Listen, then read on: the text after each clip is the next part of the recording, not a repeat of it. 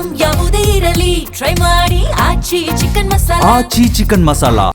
ಕ್ಯಾನ್ಗಳಿಗೆ petrol ತುಂಬಿಸ್ಕೊಟ್ರೆ ಕಾನೂನು ಕ್ರಮವನ್ನ ಜರುಗಿಸಲಾಗುತ್ತೆ. Petrol diesel ಲಭ್ಯತೆಯ ಬಗ್ಗೆ ಹೊಸ ಭೀತಿ ಇರೋದ್ರಿಂದ ಈಗ ಪೆಟ್ರೋಲ್ ಬಂಕ್ ಮಾಲೀಕರಿಗೆ ಈ ಎಚ್ಚರಿಕೆಯನ್ನ ಮತ್ತೊಂದ್ಸಲ ಮುಟ್ಟಿಸ್ತಾ ಇದ್ದಾರೆ.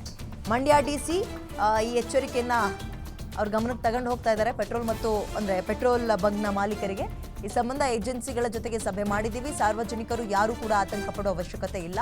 ಪೆಟ್ರೋಲ್ ಬಂಕ್ನಲ್ಲಿ ಕ್ಯಾನ್ನಲ್ಲಿ ತುಂಬಿಸ್ಕೊಂಡು ಹೋಗ್ತಾ ಇದ್ದಾರೆ ಎನ್ನುವ ದೂರು ಬರ್ತಾ ಇದೆ. ಅಂತ ಪೆಟ್ರೋಲ್ ಬಂಕ್ ವಿರುದ್ಧ ಕ್ರಮ ಕೈಗೊಳ್ತೀವಿ, ನಾವು ಹಾಕ್ಕೊಟ್ರೆ ಇನ್ನೊಂದ್ಸಲ ಅಂತ ಇದೀಗ ಅಲ್ಲಿನ ಡಿಸಿ ಎಚ್ಚರಿಕೆ ಕೊಟ್ಟಿದ್ದಾರೆ. ಕಾಳಸಂತೆಯಲ್ಲಿ ಸಿಲಿಂಡರ್ ಮಾರಾಟ ಆದರೂ ಕೂಡ ಕ್ರಮ ತಗೊಳ್ತೀವಿ ಅಂತ ಹೇಳಿದ್ದಾರೆ.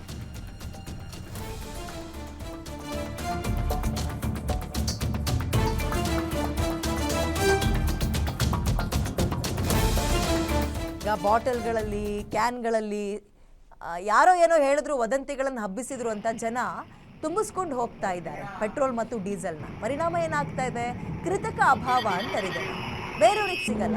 10-15 ಜನ ಬಳಸಬಹುದಾದದ್ದನ್ನ, ಅಂದರೆ ದಿನಂಪ್ರತಿ 10-15 ಜನಕ್ಕೆ ಬಳಕೆ ಆಗಬಹುದಾದಂತಹ ಪೆಟ್ರೋಲು ಒಬ್ಬನೇ ತುಂಬಿಸ್ಕೊಂಡೋಗಿ ಮನೇಲಿ ಇಡ್ತಾ ಇದ್ದಾನೆ ಅಂದಾಗ ಸಹಜವಾಗಿ ಸಮಸ್ಯೆ ಆಗುತ್ತಲ್ವಾ.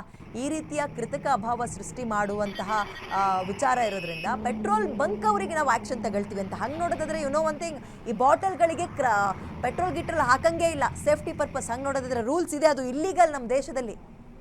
ಆದರೂ ಈಗ ಏನು ಮಾಡ್ತಾ ಇದ್ದಾರೆ ಅಂದರೆ 25-30 ಲೀಟ್ರ್ ಕ್ಯಾನ್ ತಗೊಬಂದು ಡೀಸೆಲ್ ತುಂಬಿಸ್ಕೊಂಡು ಹೋಗೋದು, ಪೆಟ್ರೋಲ್ ತುಂಬಿಸ್ಕೊಂಡು ಹೋಗೋದು. ಮನೆ ಮುಂದೆ ಕಾರ್ ತೆಗ್ದೇ ಇರಲ್ಲ, ಪಾರ್ಕಿಂಗಲ್ಲೇ ಇರುತ್ತೆ ತಿಂಗಳನ್ಗಟ್ಲೆ, ಅದನ್ನು ಆ ಕಾರ್ ತಗೊಬಂದು ಫುಲ್ ಟ್ಯಾಂಕ್ ಮಾಡಿಸ್ಕೊಂಡು ಹೋಗೋದು. 2 ವೀಲರ್ಗಳಿಗೆ ಫುಲ್ ಟ್ಯಾಂಕ್ ಮಾಡಿಸ್ಕೊಳ್ಳೋದು. ಏನಾಗ್ತಾ ಇದೆ? ಕೃತಕ ಅಭಾವ ಸೃಷ್ಟಿ ಆಗ್ತಾ ಇದೆ.